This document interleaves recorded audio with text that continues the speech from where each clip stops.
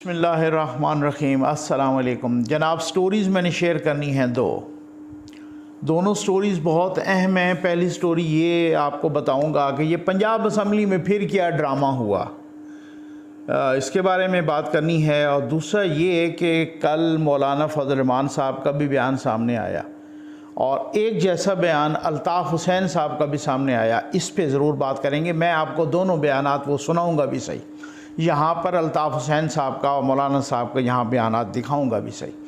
अच्छा, पहले पंजाब असम्बली आपको मालूम है, वो सारा कुछ मैं पुराने चक्कर में नहीं जाना चाहता।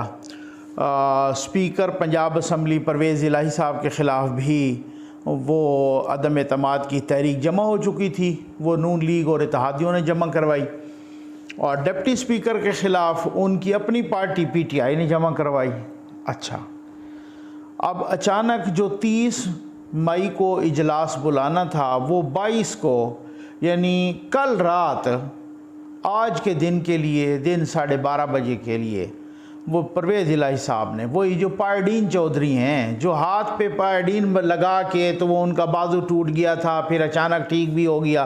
खैर, वो उन्होंने वही जिनको खान साहब ने पंजाब का सबसे बड़ा डाकू कहा। वैसे एक बात मैं खान साहब का के बारे में आम तौर पे कहते हैं कि वो मर्दम शनास नहीं है, लेकिन जैसे उन्होंने परवेज़ इलाही को पहचाना ना, ये इसमें 1% भी शक नहीं है। उनके एक खान साहब, मैं आपको दाद देता हूँ, आपने बिल्कुल इन्हें ठीक पहचाना। पंजाब का सबसे बड़ा डाकू ये परवेज़ इलाही है, ये बिल्कुल 100% आपने ठीक पहचाना था। ठीक है।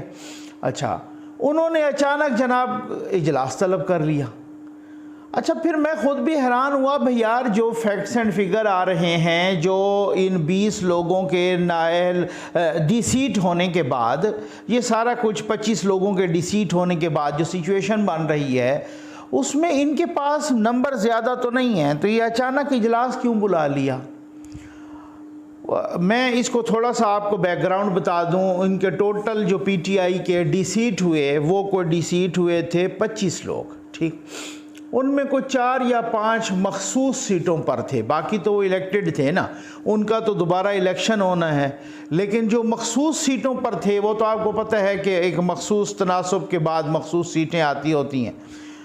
तो इन्होंने कहा PTI वालों ने और वो पंजाब के सबसे बड़े डाकू साहब ने कि वो मखसूस सीटों पर हम दोबारा ले आएंगे।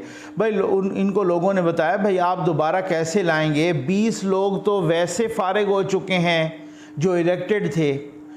मखसूस सीटें ऐसी मिलती होती हैं ना कि अगर किसी की 100 सीटें हैं ना, तो उसे उस फार्मूला लगा के, वो जो एक पर्टिकुलर फार्मूला है जो तनासुब है, उस 100 की बुनियाद पे उनको 20 सीटें और मिल जाएंगी, या 15 या 25 या 30, जो फार्मूला है जो उस तनासुब से। अब उन 100 में से अगर 20 डिसीट हो जाएं तो फिर तो आपको 20 नहीं मिलेंगी आगे मखसूस ना, फिर तो फार्मूला रिवाइज होगा ना। समझ गए आप? मैं समझा सका हूँ अपने नौजवान भाइयों को और बच्चों को। अच्छा, फिर इस तरीके से अब यहाँ पर भी यही हुआ। लेकिन अब का आज का जो इजलास, वो क्या ड्रामाबाजी की गई परवेज़ इलाही की जानिब से। फिर उन्होंने असम्बली के सारे दरवाज़े बंद करवा दिए और हुकूमत वालों को अंदर घुसने नहीं दिया, ख़ुद अंदर चले गए। हुकूमत वालों के वो उनके लिए दरवाज़े बंद हो गए, बिठा दिया। अब स्पीकर के ख़िलाफ़ भी ज़ाहिर अदम एतमाद थी, डिप्टी स्पीकर के ख़िलाफ़ भी, तो वो तो कर नहीं सकते थे इजलास को चेयर। इजलास को चेयर किया चेयरमैन पैनल ने, और वो था मियाँ शफ़ी, और मियाँ शफ़ी है PTI का मेंबर सूबाई असम्बली। ठीक है, वो जनाब उन्होंने जैसे ही चेयर किया, अब इन्होंने तो नून लीग को, बाकियों को तो बाहर ही रोका हुआ था, जो कोई पता नहीं पहुंच पाए या नहीं पहुंच पाए, या बाकी वो उनको जो बाहर, और तो और वज़ीर आला के सिक्योरिटी स्टाफ को भी रोक लिया, बाकी को भी इस तरीके से। अब जो 2-4 मिनट की कार्रवाई हुई, मियाँ शफ़ी साहब कहते हैं कि जो उन्होंने पेश की थी ना परवेज़ इलाही के ख़िलाफ़ अदम एतमाद, वो साहब तो आए नहीं, तो लिहाजा अदम एतमाद की तहरीक ख़ारिज की जाती है। ये ड्रामा आपने कहीं देखा है? उनको आप बाहर रोक लें और फिर उसके बाद आप जनाब ऐलान कर दें कि वो तो आए नहीं, लिहाजा ये अदम एतमाद की तहरीक खारिज की जाती है परवेज़ इलाही के। अगर आप कल से बाहर मीडिया के सामने बक बक कर रहे हैं कि हमारे अरकान की तादाद ज़्यादा है, अभी आने से पहले भी पंजाब के सबसे बड़े डाकू साहब ने कहा कि जी बात यह है कि वो लोटे तो कैफर किरदार तक पहुँच चुके, अब हमारी तादाद सबसे ज़्यादा हो गई है, यानी पीटीआई की, और हमारी तादाद सबसे ज़्यादा हो गई है। जब तादाद भी आपकी ज़्यादा थी तो आपको अदम एतमाद से खौफ किस बात का था? फिर अगर तादाद आप ही की ज़्यादा हो गई है उन 20-25 के डिसीट होने के बाद, तो फिर आपको खौफ किस बात का था कि आपने अदम एतमाद खारिज कर दी?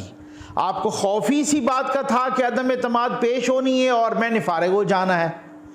अगर आप बाहर चूना लगा रहे हो कौमी यूथ को मीडिया के सामने, आप इतने बड़े फ्राडिया हो कि उनको कह रहे हो हमारी तादाद ज़्यादा है, अंदर जाके अदम एतमाद खारिज कर दी कि वो आए नहीं और उनको बाहर आपने रोका हुआ था। ये क्या ड्रामाबाज आदमी है यार ये। इसने अपना पूरा चौधरी शुजात हुसैन की भी इज्जत खाक में मिला दी इस नामुराद ने, इस बदबख्त इंसान ने। और कहते हैं खुद जरदारी साहब का, जरदारी साहब जैसा वज़ादार इंसान वो कह रहा था कि इसको अपने बेटे ने डबोया है। वो मुने सिलाई साहब जिनको इमरान खान भी मुंह लगाने के लिए तैयार नहीं था और आखिर पे जाके वजीर बने, वो मुने सिलाई ने अपने बाप की सारी वज़ादारी, या पता नहीं वो ड्रामाबाजी वाली वज़ादारी थी जो भी थी, उस सारी को डबो दिया है। इस तरीके से उन्होंने वो किया है, आखिर पे असर के वक्त बाप का रोज़ा तोड़वाया है। उनके मशहूर था ना कि बड़े मेहमान नवाज हैं, बड़े वज़ादार हैं, वो सियासत में भी गड़बड़ इस तरीके से, अगर अपने सियासत करते हैं हर किसी को राइट है लेकिन गंद नहीं करते, या इस तरीके से वो सारा वो गंद करवाया उनका कि वो अब मुंह दिखाने के लायक नहीं रह गया चौधरी परवेज़ इलाही। ये हालात हैं और ये सूरत हाल है। अब मैं इसको क्या कहूँ कि क्या ड्रामेबाजी। अब इसके बाद अगर ये ऐसे ड्रामेबाजों का इलाज करने के लिए पुलिस आती है तो फिर ये चीखते हैं। गवर्नर अपनी जगह पे चिमट के बैठ गया, उसको जूते मार के निकालना पड़ा। अब प्रेसिडेंट अपनी तरफ से चिमट के बैठा है खुद यही तो मसला है हमारा ना, यही तो अलमिया है। अब यहाँ सुओ मोटो लें ना, हर किसी को नहीं पता कि ये पार्लिमानी निज़ाम हुकूमत है, अदालतों को नहीं पता, मुझे पता है, आपको पता है। ये 2-4 रोज़ पहले जस्टिस अतर मिनल्ला साहब ने फरमाया कि ये पार्लिमानी निज़ाम हुकूमत है। हर किसी को पता है कि पार्लिमानी निज़ाम हुकूमत में प्रेसिडेंट का अख्तियार इतना ही होता है, वो बिल्कुल टाइटुलर सा होता है, वो नॉमिनल हेड होता है, उसका बाकी कोई अख्तियार नहीं होता। उसको जो भी कह दे वज़ीर आज़म, आइन के मुताबिक प्रेसिडेंट को उस पर अमल करना लाजमी होता है। वो प्रेसिडेंट जिद करके बैठा है, 3 खत लिख चुका है प्राइम मिनिस्टर, और प्रेसिडेंट बैठा है कि जी मैं इस गवर्नर को नहीं हटाऊंगा, आपका नहीं लगाऊंगा। अब ऐसे प्रेसिडेंट को जूते मारो और निकालो, और अगर कोई इसकी राह में आता है तो उसका नाम लो, भाई हमें हमारे लिए रोड़े अटका रहे हैं, मसलहत आमेज़ी और मसलहत पसंदी को छोड़ो। आपको तो अपना कायद कह रहा है नवाज शरीफ कि आप मसलहत आमेज़ी और मसलहत पसंदी को छोड़ो, और अगर आपको कोई नहीं करने दे रहा और चलने दे रहा तो जाओ फिर इलेक्शन की तरफ। ये हालात हैं। आप अंदाज़ा करें कि प्रेसिडेंट एक बदमाश बन के बैठा है, वो कहता है कि मुझे जो प्राइम मिनिस्टर कहेगा वो मैं नहीं मानूंगा। 3 दफ़ा उसने ख़त वापस कर दिया। इससे ज़्यादा कहीं पार्लिमानी निज़ाम में आपने बदमाशी देखी है? कल को अगर इस प्रेसिडेंट को जूते मार के नीचे नाले में फेंकें तो सारे हम चीखेंगे, हाय हाय हाय क्या हो गया जनाब, इतना बड़ा ओहदा था सदर ममलिकत का और प्रेसिडेंट ऑफ पाकिस्तान, इस्लामी जमहूरिया पाकिस्तान, उसको जूते मार के प्रेसिडेंसी से निकाल दिया गया है। क्या इलाज होता है फिर ऐसे लोगों का कि जब आप टैक्स पेयर्स के पैसों पे बैठे हो इतने बड़े महल में, इतने बड़े ओहदे पर, आईनी ओहदे पर, और आप उसकी गुलामी कर रहे हो पार्टी लीडर की, और शैतानी कर रहे हो, और इस तरीके से फिरौनियत और रऊनत पे उतर आए हो, इस तरीके से शैतान बन जाएं आप, फिर आपका क्या, आपका इलाज क्या है? इलाज तो आपका डंडा है, फिर इलाज तो आपका जूता है।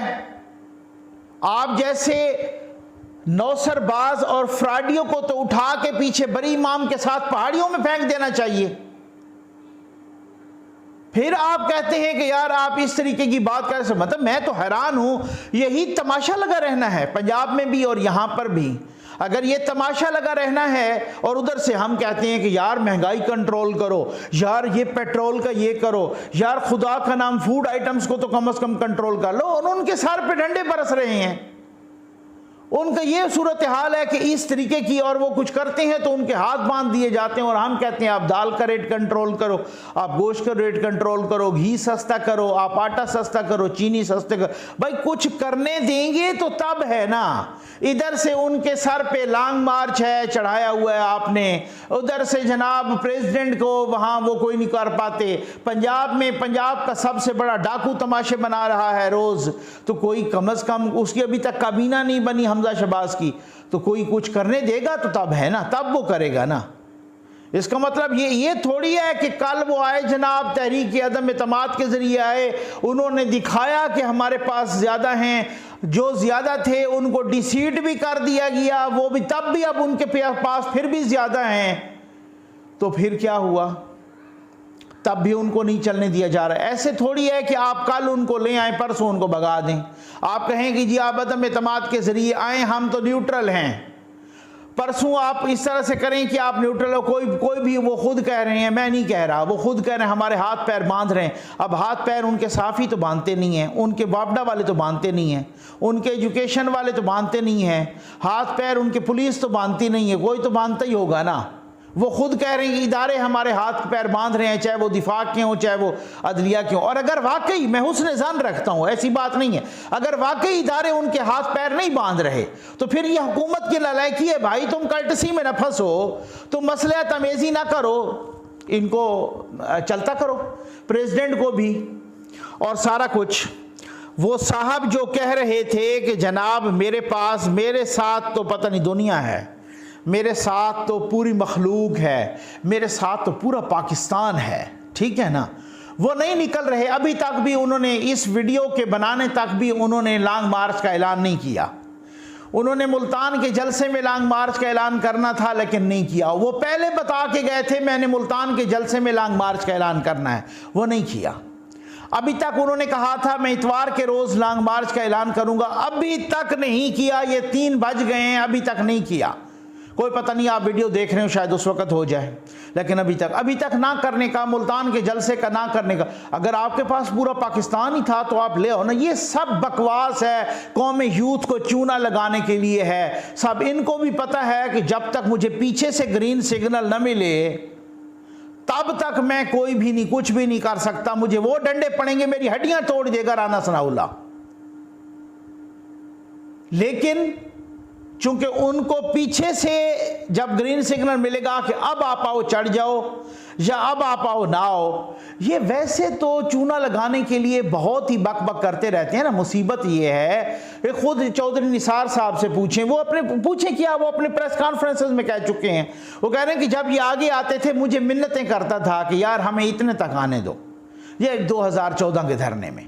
तो फिर मैं कहता चलो आ जाओ, फिर उसके बाद कहता कि हम इतने तक आगे आने दो, फिर मैं कहता आ जाओ, फिर उसके बाद हमें डी चौक तक आने दो, फिर उसके बाद फिर हमें इस तरह से करें कि वहाँ शाराए दस्तूर पे आने दें, फिर आने दिया, फिर जंगले तोड़ने लग गए, फिर पीटीवी में घुस गए, फिर इस तरीके से सारा कुछ तमाशबीनी करने लग गए। तो 1-1 इंच की इजाज़त लेके आते थे। इनको भी पता है रियासत के पास भाई बहुत बड़ी पावर होती है बाबा, रियासत के पास बहुत बड़ी कुव्वत होती है। रियासत को इस तरीके से रियासत तो तालिबान से भी टक्कर गई, रियासतें तो अलकायदा से भी टक्कर गई। रियासत के पास बहुत बड़ी पावर होती है। रियासत जितनी छोटी हो बड़ी हो, रियासत को जत्थे के जोर पे नहीं इस तरीके से किया जा सकता। लेकिन रियासत को रियासत के अंदर से कोई अगर कमजोर कर रहा हो तो वो एक अलग बात है। अभी तक क्यों नहीं किया लॉन्ग मार्च का ऐलान? मैंने कहा ना, हो सकता है जब आप वीडियो ये देख रहे हो कर भी ले, या फिर कल पे टाल दे या परसों पे टाल दे, ठीक है ना। अभी तक क्यों नहीं किया? सिर्फ इस वजह से नहीं किया कि उनको आशीर्वाद की जरूरत है, कहीं से मुझे इशारा मिले, ओके हो कहीं से, तब मैं करूं। तो आपके पास पूरा पाकिस्तान है, आप हिम्मत करें, आ जाए जनाब दूसरी स्टोरी पे। कल मौलाना फजल रहमान साहब ने भी एक स्टेटमेंट दिया और अल्ताफ़ हुसैन साहब ने भी एक स्टेटमेंट दिया। ठीक है, मौलाना फजल रहमान साहब का पहले स्टेटमेंट ज़रा ये सुन लें, फिर अल्ताफ़ हुसैन साहब का स्टेटमेंट मैं आपको सुनाता भी हूँ और दिखाता भी हूँ। जलसे करता है तो आपने ज़बान सुनी,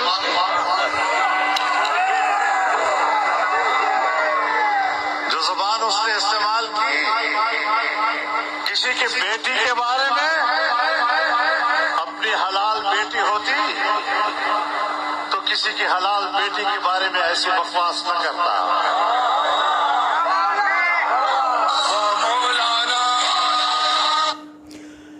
मौलाना साहब ने कहा है अपनी हलाल बेटी होती तो किसी की हलाल बेटी के बारे में ऐसी बकवास न करता। एक दो दिन से मैं देख रहा हूँ कि कुछ लोग मरियम नवाज़ साहबा की एक पुराने क्लिप का हवाला दे रहे हैं और लगा रहे हैं कि जनाब ये देखो ना, अगर इमरान खान ने कहा है तो देखो मरियम नवाज़ साहबा ने क्या कहा था। जब मरियम उनको सुप्रीम कोर्ट ऑफ पाकिस्तान ने सादिक और अमीन करार दिया, सुप्रीम कोर्ट ऑफ पाकिस्तान ने क्या, बाबर रहमते ने, ठीक है ना, वही साकिब निसार बाबर रहमता, वही अदलिया की तारीख़ पर कलंक कटी का, वही अदलिया के माथे पर स्याह दाग, अदलिया के दामन पे एक बदनुमा दाग साकिब निसार, वही साकिब निसार जिसने इमरान खान साहब को, इमरान नियाज़ी को सादिक और अमीन करार दिया था। जब मरियम नवाज़ साहबा से किसी ने पूछा कि उनको सादिक और अमीन, तो उन्होंने कहा कि आप उनकी बेटी से पूछें वो कितना सादिक और अमीन है। अब इस बयान को और कल परसों वाले मुल्तान के जलसे में जो इमरान नियाज़ी का बयान, इसको कंपैरिजन किया जा रहा है।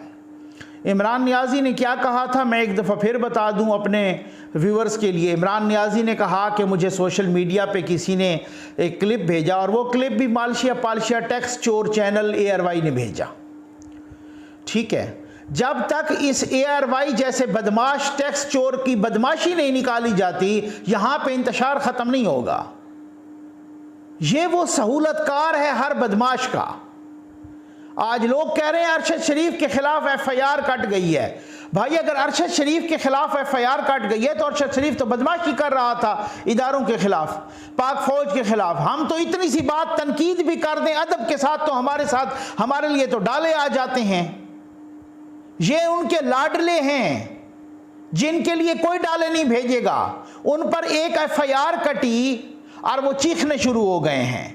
और वो कह रहे हैं, अब फ़खर दुरानी साहब कह रहे हैं कि मेरे खिलाफ, फ़खर दुरानी के ख़िलाफ़ जब उन्होंने पापा जॉन्स की वो सारा कुछ वो किया था सामने, तो फ़खर दुरानी साहब के वो कह रहे थे कि अरशद शरीफ ने, और वो दिखाया है बाकायदा मौजूद है, इन्होंने पूरा हफ्ता उसकी तस्वीर लगा के उसको गद्दार करार दिया और इंडियन एजेंट करार दिया। सबूत कोई भी नहीं था क्योंकि स्क्रीन हाथ में लगी है, चैनल है अपने पास, जिसको मर्जी गद्दार करार दे दो, जिसकी तस्वीर चला दो और जिसकी मर्जी जिसको गद्दार करार दे दो। आज उस पर अगर वो कटी, उस दिन वो मैं देख रहा था मोतीउल्लाह जान साहब के, वो मोतीउल्लाह जान साहब वो भी तुम पूरे मुजाहिद आदमी हैं, वो किसी को छोड़ते तो हैं नहीं। वो इसलिए वो अरशद शरीफ साहब आए यहाँ पर इस्लामाबाद हाई कोर्ट में अपनी बेल के कोई सिलसिले में, मोतीउल्लाह जान साहब सामने आए तो वो मोतीउल्लाह जान से इजहार हमदर्दी कर रहा था अरशद शरीफ। वो कह रहा था कि देखें जी आपको भी तो अगवा किया गया था, तो उस केस का क्या बना। जब उनको अगवा किया गया था तो यही लोग बकवास कर रहे थे, यही लोग कह रहे थे ये ड्रामेबाजी है, और आज उनके साथ वो इजहार हमदर्दी कर रहा था जब अपने पे बनी। तो अब उस अरशद शरीफ पर जब वो वहाँ पर ये सूरत हाल हुई तो बड़ा उसको बहुत बड़ा मुजाहिद ऐसे बना के पेश कर रहे हैं जैसे उन्होंने कश्मीर फतह किया हो। डीपियाँ ऐसे लगा रहे हैं, उनकी फ़ोटो लगा रहे हैं जैसे वो दिल्ली के लाल किले पर पाकिस्तान का परचम लहरा के आया हो।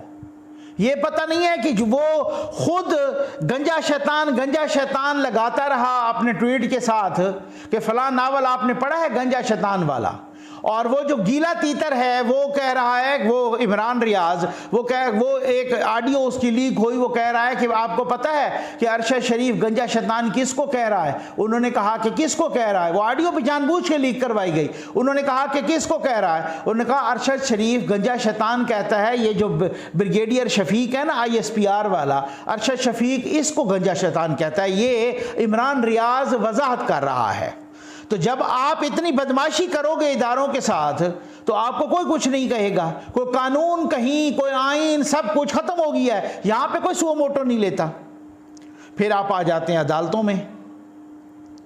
मुझे तो हैरत इस बात की है कि मरियम नवाज के उस क्लिप के बारे में और इमरान खान का वो कि इमरान खान ने कहा कि मेरा ये जो क्लिप भिजवाया था ये ARY ने भिजवाया, और वैसे भी उनके अपने पास तो कोई इस तरह की कोई क्रिएटिविटी तो होती नहीं है, कोई इस तरह का उनके पास कोई ऐसी लियाकत तो है कोई नहीं, ना कोई बोर्ड है। वो जाहिल किस्म का उनका अमाद यूसुफ बैठा है चैनल हेड, जो वैसे भी वो हरासमेंट करता रहता है लड़कियों की, बच्चियों की। वो वैसे भी जो है ना खाने पकाने वाले चैनल का था और यहाँ आके वो न्यूज़ चैनल का हेड बन बैठा है, और वो पूरे चैनल में वो कितनी लड़कियाँ और वो उसकी कंप्लेंट कर चुकी हैं कि ये हरासमेंट करता है।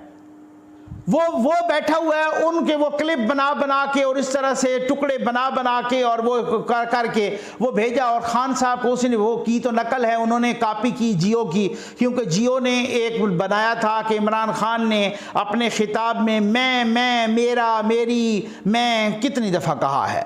अब उसने कहा कि मरियम नवाज के जलसे में निकाल के दिया उनको, इमरान खान को, कि इमरान खान कितनी दफ़ा कहा है।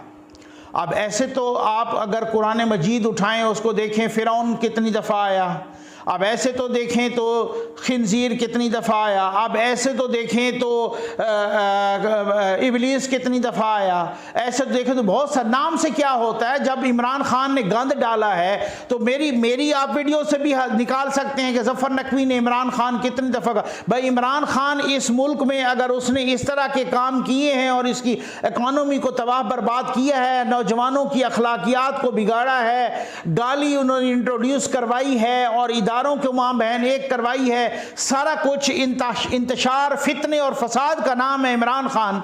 तो मैं अगर एक वीडियो में 100 दफ़ा इमरान खान कहता हूं तो उसका क्या मतलब है कि आप निकाल के दे दें कि देखो जी ज़फ़र नकवी ने कितनी दफ़ा इमरान खान कहा है। तो उस जलसे में मरियम नवाज ने इमरान खान बार बार कहा, और कहा कि आपको ये जवाब भी देना पड़ेगा, इमरान खान आपने ये तबाही की है, इमरान खान आपने ये तबाही की है। वो टैक्स चोर चैनल ने इमरान खान को निकाल के दिया और साथ पट्टी भी पढ़ाई, पुट्ठी पट्टी, कि आपने इस तरह से कहना है। और उसने इमरान नियाजी ने भी कहा कि मुझे किसी ने क्लिप भेजा, और उस क्लिप पर वो इमरान खान इतनी दफ़ा कह रही थी और इतने जज्बे से कह रही थी और इतने जुनून से कह रही थी कि मरियम मैं आपको कहता हूं कि मेरा नाम ख्याल करो ध्यान से लो, कहीं तुम्हारा खामद ही नाराज़ ना हो जाए। अब ये इमरान नियाजी ये 70 साल का बंदा है और ये एक्स प्राइम मिनिस्टर भी है बदकिस्मती से हमारा। ये नियाजी ये बेशर्मी करके हरास कर रहा है वतन की बेटियों को इस तरीके से, और ये तमाशबीनी कर रहा है। अब आप अंदाज़ा तो कीजिए, ठीक है। अच्छा, अब उसके बाद देख लें, मैं आपको बताऊं कि मरियम नवाज का वो क्लिप के जी वो कितना सादिक और अमीन है। अब आपने इमरान खान की ये गुफ्तगू भी सुनी, ठीक है, आपने जानी, मैंने पिछले इसमें सुनाया भी था। और उसके बाद आप देख लें कि मरियम नवाज ने कहा कि वो कितना सादिक और अमीन है। एक सहाफ़ी ने सवाल किया कि वो कितना सादिक और अमीन है, उसकी बेटी से पूछ लो। ये कोई नहीं कहेगा कि अगर उसकी हलाल की बेटी होती तो। इमरान खान खुद मान चुका है कि वो मेरी हराम की बेटी है, मेरी नाजायज़ औलाद है। ये आप मेहर बुखारी साहबा के इंटरव्यू में देख लें, जब वो बनीगाला में उनसे इंटरव्यू कर रही थी, उस इंटरव्यू में वो मान चुका है। अमेरिका की अदालत का फैसला मौजूद है, वो फैसला आ चुका है कि ये उसकी नाजायज़ बेटी है। अब अगर आप बताएं कि कोई नाजायज़ बेटी का बाप हो और वो सबूत हो और वो नाजायज़ बेटी का नाम टेरियन हो और वहाँ पे वो मौजूद हो बरतानिया में, क्या वो शख्स एक इस्लामी जमहूरिया पाकिस्तान का, मेरे मुल्क का प्राइम मिनिस्टर बन सकता है? ये अभी की बात है जे जब 2018 में या इससे आनवर्ड इस्लामाबाद हाई कोर्ट में जिसने मुकदमा किया था, उस मुकदमे वालों को इन्होंने नौकरी दे के वो मुकदमा खारिज करवाया कि जी आप वो मुकदमा वापस ले लें। उसने कहा कि ये तो नाजायज़ बच्ची का बाप है, ये कैसे वज़ीर आज़म बन सकता है, इसको भी आर्टिकल 62-63 में फारिग करो। वहाँ अदालतें किधर गई थी? वहाँ चीफ जस्टिस साहब सुओ मोटो लेते ना। साकिब निसार तो कह देते थे नहीं मैं आपको ये वापस नहीं लेने दूंगा। अब वहां पर भी चीफ जस्टिस साहब डट जाते या इस्लामाबाद हाई कोर्ट डट जाता कि नहीं हम तुम्हें ये वापस नहीं लेने देंगे। अब इसकी पूरी इंक्वायरी होगी कि यह नाजायज बच्ची का बाप है या नहीं है। अगर है तो इसको फारिग होना पड़ेगा। अभी वहां अदालतें माजरत के साथ सो गईं। वहां अदालतों को ना अदालतें दिन को लगी ना रात को लगी, वहां कुछ भी नहीं हुआ। तो ये मरियम नवाज के इस स्टेटमेंट और इमरान खान के इस स्टेटमेंट में कंपैरिजन है क्या नालायको? मरियम नवाज ने कौन सी गलत बात कह दी? इमरान नियाजी ने तो हरास किया है जलसे में मरियम नवाज को, एक खातून को, एक बेटी को, एक मां को, एक बहन को हरास किया है। उसकी तो हरासमेंट की है, उसने तो मजाक किया है, उसने तो जिहालत वाली बात की है इमरान नियाजी ने। मरियम नवाज ने क्या कहा है? अगर उनकी कोई अपनी बेटी होती और फिर मरियम नवाज कहती तो फिर तो है ना, फिर तो हम इतराज़ करते। या तो तुम कहो कि उसकी नाजायज़ बेटी नहीं है, मरियम नवाज ने इल्ज़ाम लगा दिया है।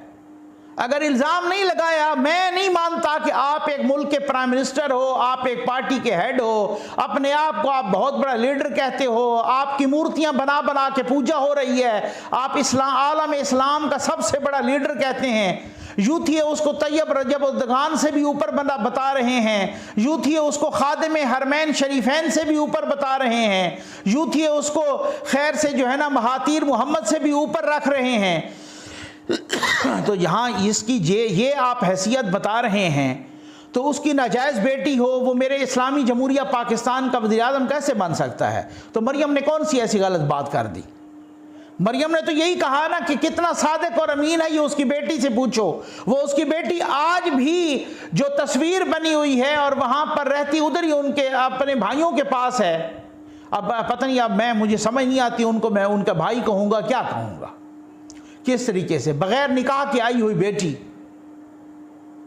और आप उस स्टेटमेंट को किस तरीके से, अब आप देखें जनाब कि मैं अल्ताफ़ हुसैन साहब का आपको वो स्टेटमेंट वो बता रहा हूं और ये दिखा रहा हूं। आप ये देख लें कि अल्ताफ़ हुसैन साहब ने क्या कहा है, आप ये देख लें।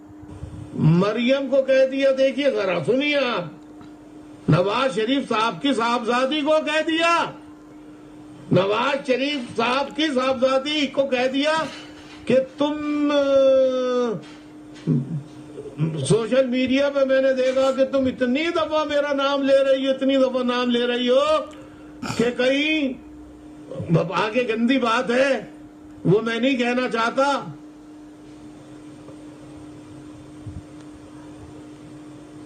इसको क्या पता बहनों के तकद्दुस का, बेटियों के तकद्दुस का, इसको क्या पता? ये बेटियों के तकद्दुस एहतराम का इमरान खान क्या जाने, जो आज तक अपनी बेटी टायरन जेट को बेटी एलानिया मानने से इनकार करता रहा है। सीता वाइट की बेटी। ओ भाई, तू बीबी मरियम, बेटी मरियम को तो बोल रहा है, तुझे शर्म नहीं आती? बेटियों का तकद्दुस तुझे नहीं मालूम? बहरहाल हमने उसकी बहुत मजम्मत की है जो तुमने किया। कौम की बेटी, वो कौम की बेटी भी है, वो सिर्फ नवाज शरीफ की नहीं है। ये आपने सुन लिया खुद, ये आपने देख लिया, ये आपने जांच लिया। आप अंदाज़ा कीजिए कि खान साहब को न बेटियों का एहतराम न बहनों का एहतराम। असल में मसला क्या है? मसला ये है हमारे मुआशरे में वो हालत कर दी है इमरान नियाज़ी ने नई नस्ल की तरबियत की कि वो यही सुनना चाह रहे हैं, वो इसी किस्म की बदमाशी सुनना चाहते हैं, वो इसी किस्म के चस्के लेना चाहते हैं बदमाशी के।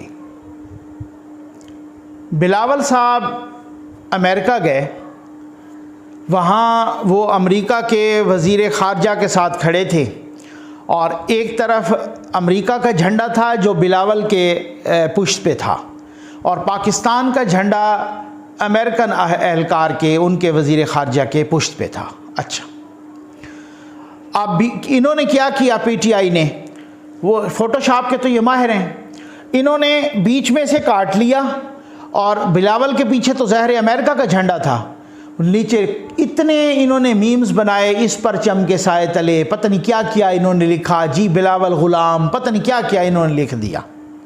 वही बिलावल जब एक बैठा वहाँ पे, उन्होंने वो यूएन में ख़िताब किया और उधर उन्होंने कहा कि भाई पाकिस्तान को इसकी नहीं देनी चाहिए सज़ा। हमारा जो एक्स प्राइम मिनिस्टर था इमरान ख़ान, वो जब रशिया गया था वो एक फॉरेन पॉलिसी के तहत गया था, तो इसको उनको क्या पता था उनको कि जाऊंगा तो जंग छिड़ जाएगी, तो इस उन्होंने इसका दिफा किया।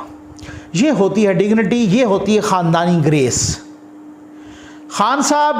खान साहब अमेरिका गए, उन्होंने कहा कि शायद खकान अब्बासी कहता है कि मुझे अगर मैंने कुछ किया है तो जेल डालो, मैं जाके तुम्हें जाते ही जेल डालूंगा। और फिर उसके बाद कहा कि वो नवाज शरीफ, उसका तो मैं जाते ही एसी निकलवाऊंगा। ये तरबियत खान साहब की है। बिलावल साहब वहाँ जाके इनके उस दौरे का दिफा कर रहे हैं, भले यहाँ आके जितनी तनकीद कर लें, वहाँ उन्होंने दिफा किया कि नहीं भाई, हमारे जो एक्स प्राइम मिनिस्टर साहब गए थे वो एक पॉलिसी के तहत गए थे और उस वक़्त, और उनको क्या पता था वहाँ जाते ही जंग छिड़ जाती है। ये छोटा उम्र का छोटा होते हुए मैच्योरिटी इतनी ज़्यादा है, आप अंदाज़ा कीजिए। और साथ यार देखें, हर एक चीज़ में ना कुछ किसी चीज़ की गुंजाइश। आप सियासत करें, अली मोहम्मद ख़ान कौन हैं? पीटीआई के हैं ना। ये परसों तरसों मुल्तान का जलसा था इनका, सारे गए, अली मोहम्मद ख़ान साहब भी मुल्तान के जलसे में गए। वो पहले जावेद हाशमी साहब, मखदूम जावेद हाशमी साहब के घर गए अली मोहम्मद ख़ान। उन्होंने वहाँ पर जावेद हाशमी साहब का दिल का ऑपरेशन हुआ, अल्लाह ताला उनको सेहत दे और शफायाब करे। और जावेद हाशमी साहब बहुत ही ज़बरदस्त किस्म के इंसान हैं, बहुत ही अच्छे सियासतदान। तो अली मोहम्मद ख़ान साहब उनकी तीमारदारी के लिए गए। अली मोहम्मद ख़ान के इस फेल ने हम जैसे बहुत सारों के दिल में अली मोहम्मद ख़ान साहब के लिए एक उनकी इज़्ज़त पैदा कर दी, उनकी इज़्ज़त में इजाफा पैदा कर दिया। तो अब आप देखें ना कि आप उस नाहज पे न ले जाएं कि जहां सिर्फ आप नस्ल की गंदी तरबियत करें। आप यकीन करें, खान साहब ने यूथियों को गटर की पैदावार बना दिया है। उनकी जहनियत यहां गटर सोचती है, कुछ नहीं सोचती। आप सियासत करें, जिससे भी आपको मोहब्बत है, नवाज शरीफ साहब से है, उनकी पार्टी से एफिलिएशन रखें। कानून ने, आइन ने आपको हक दिया है। पीटीआई से है, उनसे एफिलिएशन रखें। पीपल्स पार्टी आपको अच्छी लगती है, उनसे। मौलाना साहब अच्छे लगते हैं, उनसे। ओ भाई, कोई एक रेड लाइंस होती हैं मुआशरे की भी। एक तो कुछ रियासत की, हुकूमत की, आइन की, इदारों की रेड लाइंस होती है ना, कुछ माशरती अखलाकियात की भी रेड लाइंस होती हैं। हमारे यहाँ पंजाब में, खैबर पख्तूनख्वा में, सिंध में, बलोचिस्तान में, हर जगह है। बहुत सारी जगहों पे कोई बहुत बड़ी दुश्मनी भी होना, जहाँ पे किसी के घर ख़वातीन चली जाएं, वो यार पसीज जाता है उनका दिल के देखो अब ख़वातीन आ गई हैं, औरतें आ गई हैं उनकी। अब इस तरह से है कि अब उसमें ना थोड़ा सा कहीं पर ऐसा हो कि बाज़ार, आज भी हमारे मुआशरती रिवायात हैं कि बाज़ार में किसी जगह पे धक्कम पेल हो रही है, हुलड़बाजी हो रही है, किसी खातून के सर से दुपट्टा खींच के उधर गिर जाए या उसका वो दुपट्टा जो है ना कहीं फट जाए किसी वजह से, फौरन ही लोग अपनी पगड़ी उतार के उसको दुपट्टे के तौर पे उसके सर पे रखते हैं। ये हमारी मशर की रिवायात हैं। लेकिन इमरान नियाजी को इन रिवायात का भी नहीं पता। उनको पता नहीं कोई ऐसा नशा है, कौन सा नशा वो करते हैं साहब, कि उनको न ख़वातीन की इज़्ज़त का पता, न मुआशरे की रिवायात का पता, न किसी रिवाज का कदर, न कोई आइन की कदर, न किसी कानून की कदर, न बड़े का पता, न छोटे का पता। उनको एक अपनी फिरौनियत का पता है, इंतशार का पता है, फितने का पता है, और नई नस्ल की गंदी गटर वाली तरबियत करने का पता है। उनको गालियां सिखाने का पता है। उनको बाकी किसी किस्म की कोई तरबियत का पता नहीं। कलमा उसको नहीं आता, बिस्मिल्लाह उसको नहीं आती, दरूद उसको नहीं आता, एक कुरान की आयत उसको नहीं आती, खातमुन नबीयीन वो नहीं कह सकता। पूरे आलम इस्लाम का बड़ा लीडर है वो, खुद साख्ता। उसकी पूरी जिंदगी देखें तो जिंदगी का 90% उसका गंद है, जिसमें शराब है, जिसमें औरत है, जिसमें नाजायज औलादें हैं, जिसमें यह सूरत हाल है, पूरे का पूरा गंद भरा है। लेकिन उसके बावजूद भी अगर उसने कोई ऐसा कुछ करना हो तो फिर भी मैं कहता हूँ फिर भी वो बड़े खुशकिस्मत हैं कि आज भी वो इतने बड़े खुशकिस्मत हैं कि थोड़ी सी इतनी सी बात होती है सुओ मोटो ले लिया जाता है। ये मेरे सामने अभी अभी उमर चीमा साहब का एक ट्वीट है, इसी पे मैं ख़त्म कर रहा हूँ अपने वीडियो। उमर चीमा साहब लिखते हैं कि इज़्ज़त माब अतर मिनल्ला साहब, आपका एहतराम किसी डर के सबब नहीं बल्कि आपके किरदार की वजह से है। अर्ज़ ये है कि जिस सुरत के साथ, जिस तेज़ी के साथ आप अदालत के बारे पैदा किए जाने वाला तासुर ज़ायल कर रहे हैं, इसमें याद दहानी कराना चाहता हूँ कि जस्टिस साकिब निसार की ऑडियो के फॉरेंसिक पर महफूज फैसले को जारी कर दें। ये कल मैंने भी रिक्वेस्ट की थी। वो फैसला पता नहीं कहाँ गया, दब गया है। भाई बताएं तो सही ना कि वो राना शमीम साहब ने गिलगित बल्तिस्तान के चीफ जज ने इल्ज़ाम ठीक लगाया था या गलत लगाया था, कोई एक तरफ तो हो। वो महफूज फैसले को जारी कर दें। उसके बाद उमर चीमा साहब मजीद लिखते हैं, मजीद ये कि जज अरशद मलिक के एतराफ़ी वीडियो आए हुए 2 साल से ज़ायद अरसा गुजर गया है। अगर मौजूदा हालात में ऐसी वीडियो PTI बारे होती तो शायद वीडियो को इजरा के साथ ही सज़ा मुअत्तल हो जाती। अगरचे काफ़ी देर हो चुकी है लेकिन उम्मीद गालिब है कि मौजूदा रफ्तार का इतलाक इस वीडियो पर भी होगा। और फिर वो आखिरी हिस्सा लिखते हैं कि सब मुनसिफों से वो उम्मीदें वाबस्ता नहीं जो आपसे हैं, और दर्ज बाला मुतालबात का मतलब ये नहीं कि आपकी काविशों के बारे बेखबर हैं, बल्कि बाखबर होने के सबब ही पुरुम्मीद हैं कि आप ही कुछ करेंगे। सिर्फ PTI को ही नहीं बाकी जमातों को भी अदालतों पर एतमाद होना ज़रूरी है।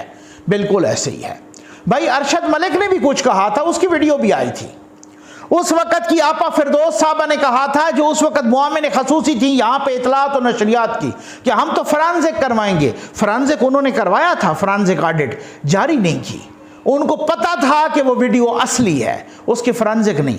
तो सर इस पे तो सुओ मोटो होना चाहिए ना सर। इसकी भी उसी तरीके से अदालत रात को 12 बजे लगनी चाहिए, इसका भी उसी तरीके से फैसले सुनाएं, इसका भी इस तरीके से। जज सस्पेंड हो गया था, बल्कि टर्मिनेट हो गया था, जज चला गया, उसका फैसला आज भी बरकरार है। नवाज शरीफ आज भी सज़ा याफ्ता है। और उस जज ने कहा कि मेरी क्या मजबूरी थी कि मैंने किस तरीके से नवाज शरीफ को सज़ा दी थी। उसकी बेटी आज भी सज़ा याफ्ता है। क्यों?